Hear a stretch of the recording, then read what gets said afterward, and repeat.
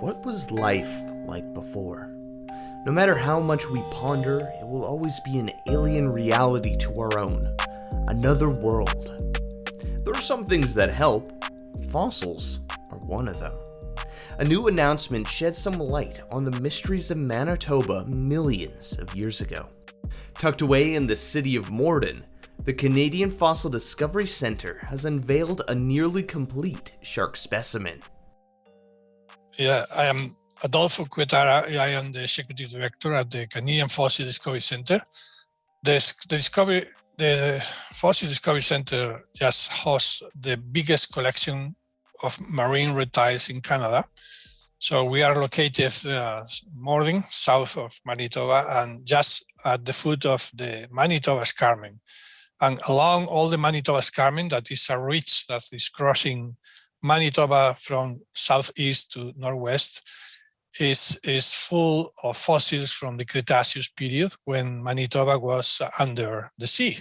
So it was a western interior seaway. It was a shallow sea that it was just crossing from the Hudson Bay until the Gulf of Mexico. So we are surrounded by fossils all around this area, and we were collecting for the last 50 years now. I love the CFDC, and it's just something about Manitoba's history that you don't necessarily think about. Like, what? It was a seaway like 60 some million years ago? It's such a crazy thing to think about. Yeah, exactly. So people are not aware that in history we are thinking just in hundreds of years, thousands of years, but long time before we were over here, there were a very different way of life here, and we are just showing to the public this kind of life that it was existing before him. That today is Manitoba. We're dipping our toes into learning more about some of the life in that western interior seaway. So, amazing announcement. What can you tell me about this announcement? This is a very, very special unveiling for the CFDC because this specimen that we are showing today to the public, it has to be discovered twice because it was discovered first in 1975 in mining operations, just very close, just a few miles west of Morden. And but it was just in the collections room in a field jacket, together with other many field jackets from the 70s and 80s. And it was not until 2012 that the crew working in the back just decided to start open some few jackets, and they realized that in this jacket was something different. It was not a mosasaur, not a fish, not a bird. It was something other thing. So they opened and they realized it was a shark, a huge shark, and in very well preserved. The level of preservation is amazing. So different people was working on this fossil during a few years, and in 2014 we contacted a specialist in fossil sharks, and they started to realize that it was something different. And now we are unveiling this fossil after a couple of years working directly on the fossil and on the exhibit. The scientific study, the research is still underway and it will be published in the future. Everything sounds like it's going to be a new species. And now we can say that is the only near complete shark skeleton in Canada.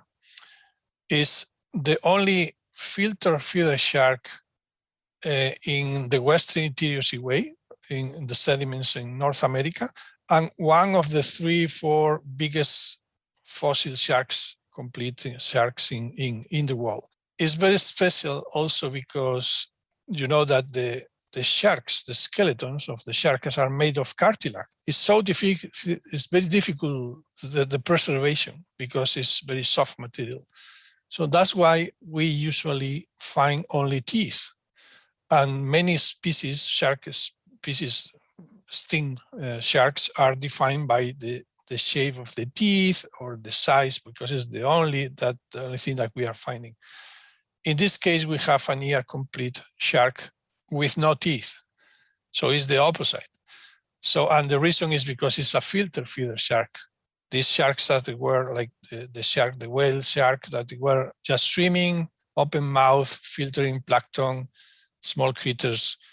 So everything is special about this specimen. I just remember volunteering at the CFDC and, seeing people work on it in the back room, and there's always speculation around how could the shark not have its teeth, because, usually that's the only thing that you find, the teeth of a shark. And it's really, really cool to hear this announcement that it's a new species and a potential filter feeder. What does that announcement look like today? What is this exhibit going to look like? Exhibit is pretty spectacular. It's big. We just commissioned a special reconstruction, in-life reconstruction, a drawing to Julia Sottoni. It's a famous Canadian paleoartist, and is probably the best paleoartist in Canada. And he drew for us a very nice landscape with the shark and all the critters that were living at that time. So this is a backlit print, huge, and with a poster and all the shark that you can see the fossil through the glass in very, very close, just 1 feet from you, and you can appreciate all the details and all the level of preservation that the shark has. This is a great announcement, a really cool finding, but it isn't the only cool thing that you can see at the CFDC.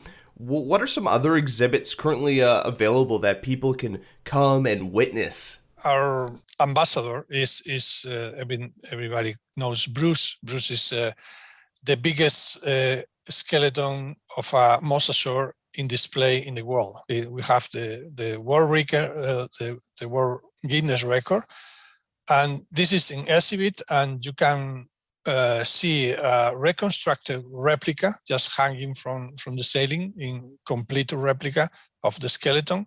But you can see just underneath in glass cabinets all the original bones that from this specimen. So you can compare the original bone with where it's located in the whole skeleton in the replica. Is just close by Susie. Is another mosasaur, smaller than this, and you can see also the original bones of Susie. So the mosasaur hull now, with this addition of the shark, is pretty spectacular. It's nothing like this in Canada, and just nothing like this in the whole world. So it's worth a visit. Not only are you stepping back in time to witness what life was like before people could ever see it, it's a great way to support a community as well. One of the assets of the Canadian Fossil Discovery Center is that it's a tourism attraction, right? So it's not just about science, about education. We are the best tourism attraction in this in the Pembina Valley. So we are working very closely with the municipality and with the province in this side of this fossil museum. Is that is a huge tourism asset. We are bringing an economic value for the community, and it's going to be bigger in the future, because we have plenty of projects for the future also. I mean, it might be too early to ask, but what are some I know there's a lot of different events and projects and different initiatives that the CFDC takes part in throughout the spring and summer seasons. Is there anything that you can share for people who are going to be coming down, maybe to visit as restrictions continue to ease? Something that we were offering, our program, START program, was the dig tours. So we used to bring people to the field, and they can just feel what is like digging for fossils and finding fossils in our dig sites. So we canceled this program during the last 2 years for the pandemic. But now we want to retake this, but in a very special way, because we are working now to build a field station in our property. We own 100 acres in the Escarmen. So we want to build a nice field station there where we can bring the people for a dig site, but we can offer also a place where they can see how the fossils are clean and preserved, and they can have a space for to take the lunch, and they will have washrooms, and so we will have some infrastructure there, and we will offer again the dig tours in a better way than before. So we are very excited with the project because it's going to be the biggest project that we are in 50 years. It will be our biggest asset and our biggest program and biggest investment. So hopefully this will be hopefully finished by August, September. This year is going to be a little bit like a test, but for sure next year is going to be great for the CFDC. I know a cool thing that the CFDC offers is the audio tours, and they're especially useful for individuals where English isn't necessarily their first language because there's a variety of languages that it's offered in. We are offering right now in English, French, and in Cree language. In the past we were offering in more languages, but now we are working in offering also in Spanish. But yes, at least those 3 languages are available right now. When you're walking around as executive director at the CFDC and just looking at things, of course, the new shark is a standout. But what sort of fossil or exhibit that is just your favorite when you're touring for yourself? That's a difficult question because everything is pretty amazing. But I feel some special curiosity about. For example, in our property, in our dig sites, we used to find a huge concentration of Hesperornis. Hesperornis was a flyless bird. It was like a penguin with teeth, but with no capacity to fly. So was spending most of his life in the sea. But we are finding a lot of Hesperornis fossils. That means that we probably, this site was located close to the shore of the sea, this interior seaway.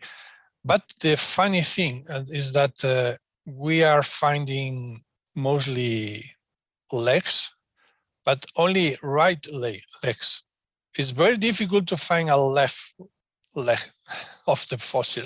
So we have a lot of right femurs, right tibias, but almost no left ones. So that has to be an explanation. It's something that is just, ramming my mind all the time because it's very weird. That's funny. One of the incredible fossils that we discovered lately in the lab, our lab technician, Jerry Peters, was working in microfossils. So he was looking for extremely small fossils surrounding the sediments in the field jacket, surrounding the big fossils, there is shale.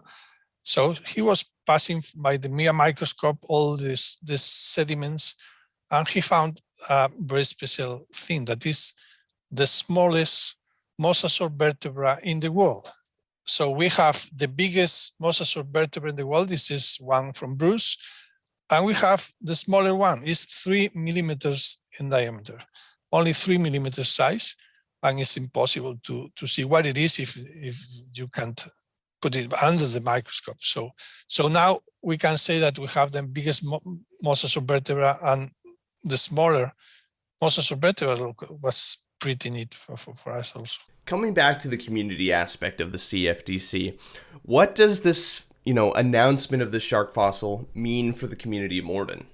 We are working in just constantly in improving the visitor experience. So it's our goal, right?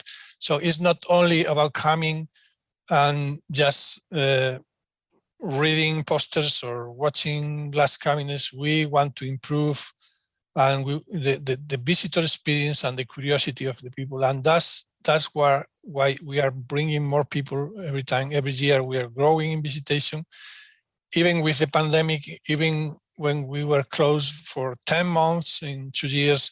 But even though when we were open, we feel that we are growing in visitation. So people are looking for different experiences, and they are discovering that here they can see something that they can't see anywhere else. So it's very special, and we are working for a new facility for the future. So all those new exhibits that we are working on now are just, we are thinking in the new facility already. So those new exhibits is like an advance of that, what we will be doing in the new facility in the future. So that's very exciting, and we will have more and more. Every year we will have new exhibits and new fascinating things. If someone's coming to look at this new fossil at the CFDC, what sort of rules or regulations are still in place when people are just coming to visit? We are constantly following the health authorities in Manitoba, the health authorities' advice. So we starting on the March 1st this month, we are not asking for the fully vaccination proof anymore. And starting just 3 days ago, in March 15, we are not just requiring the mask. So is what the province is telling us. So now the masks are recommended, but not obligatory. So anyone can come right now with any kind of restriction, like it used to be before the pandemic. And where can people go to find out more about the CFDC? Well, they can visit our websites. It's www.discoverfossils.com.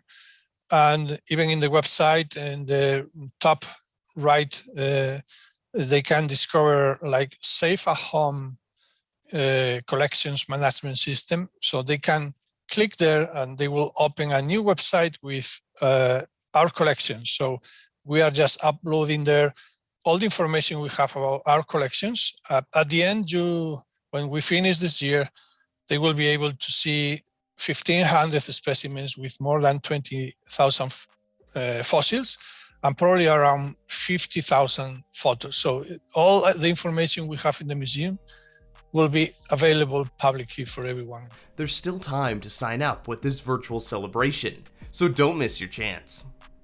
If you have any stories you'd like us to share or communities we should highlight, leave a comment on our social media, reach out to us on our website. I'm Ryan Funk. This was You Talk, and have yourself a good one.